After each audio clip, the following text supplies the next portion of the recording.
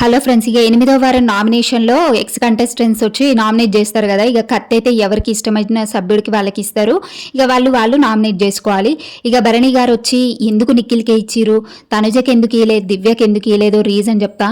తప్పకుండా వీడియోని లైక్ చేసి చూడండి ఫ్రెండ్స్, ఎందుకంటే 2 నిమిషాలు మన వీడియో లైక్ చేయను, తప్పకుండా లైక్ కొట్టండి, ఓకేనా.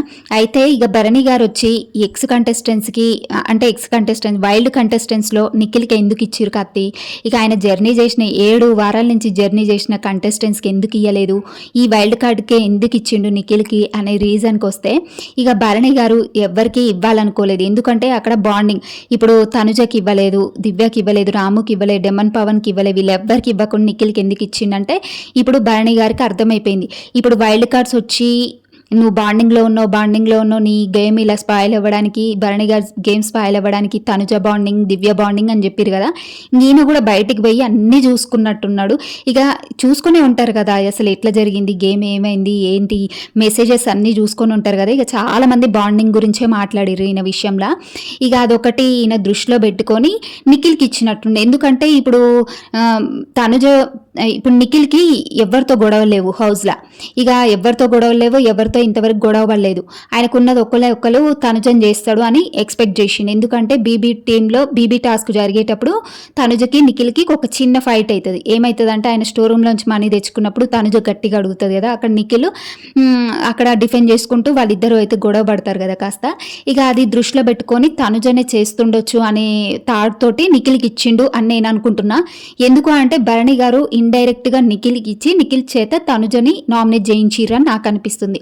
ఎందుకంటే ఆయన డైరెక్ట్ వచ్చి తనుజని నామినేట్ చేయలేడు, ఇక నెక్స్ట్ దివ్యని చేయలేడు కదా. ఇక ఆయన బాండింగ్ అదే సెంటిమెంట్ తోటి ఉండిపోయింది, అదే మైండ్లో అదే ఉండిపోయింది ఆయనకి బయటికి వెళ్ళి వచ్చినా కానీ. ఇక సో నిఖిల్ చేస్తాడనే థాట్ తోటి ఇచ్చిరేమో అని నాకు అనిపించింది. ఇక వైల్డ్ కంటెస్టెంట్స్ వచ్చినప్పుడు కూడా భరణి గారి విషయంలో మీరు గేమ్లో అసలు ఫస్ట్ 2 వీక్స్ ఉన్నట్టు ఎక్కడా లేరు, మీరు బాండింగ్ల మధ్యలో ఇరుక్కుపోయారు, దివ్య చెల్లని, తనుజ కూతురని, రాము కొడుకని ఇట్లా బాగా బాండింగ్లో ఇరుక్కుపోయి మీరు అసలు గేమ్ ఆడలేదు, ఏం ఆడలేదు అని చాలామంది అదే చెప్పారు. బయట కూడా అదే చెప్పేసరికి ఆయన మైండ్లో ఇక బాండింగ్ వల్లనే నేను బయటకు వచ్చేసిన అనే పాయింట్ అయితే వచ్చేసింది భరణికి. ఇక సో అది దృష్టిలో పెట్టుకొని ఆయన అయితే ఇక నిఖిల్కి ఇచ్చింది అనిపిస్తుంది. నిజమే కదా, ఫస్ట్ భరణి గారు 2 వీక్స్ ఎట్లా ఆడిరంటే అసలు రఫ్ ఆడిచ్చేసారు. ఇక తనుజ ఎప్పుడైతే నాన్న అంటూ సపోర్ట్ కోరిందో ఇక అప్పటి నుంచి ఎమోషనల్గా బాగా కనెక్ట్ అయిపోయి ఆమెను ఒక చిన్న పిల్ల, ఒక చిన్న బొమ్మలాగా చూసుకుంటూ ఆమెని గేమ్లలో తీసేయకుండా, ఆమెని గేమ్లలో హర్ట్ చేయకుండా, బాధ పెట్టకుండా ఇక అట్లా చాలా అంటే చాలా సేఫ్గా ప్లే చేసిరు భరణి గారు. ఎక్కడ తనుజ హర్ట్ అయ్యి మళ్ళీ నన్ను అంటదో అనేసి థాట్లోనే ఆడిరు. ఇక బెడ్ టాస్క్లో చూసిందే కదా అందరం. ఇంకా అట్లా అమ్మాయి బాండ్లో ఇరుక్కుపోయి ఆయన గేమ్ అయితే స్పాయిల్ అయిపోయింది. ఇక తర్వాత దివ్య వచ్చింది, దివ్య రావడం ఉన్నది కాస్త పోయింది.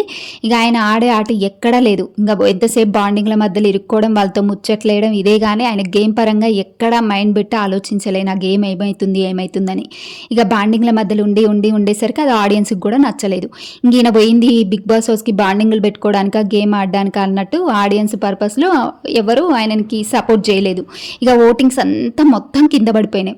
ఇక అదే దృష్టిలో పెట్టుకొని బిగ్ బాస్ ఎలిమినేట్ చేసిరు అనమాట. ఇక ఇలాంటి వాళ్ళని ఎలిమినేట్ చేస్తే నెక్స్ట్ టైం ఇంకా బాండ్లు పెట్టుకోకుండా జాగ్రత్తగా ఉంటారు అనే ఒక థాట్ తోటే బిగ్ బాస్ ఇక సడన్గా భరణి గారిని ఎలిమినేట్ చేసినట్టు అనిపించింది.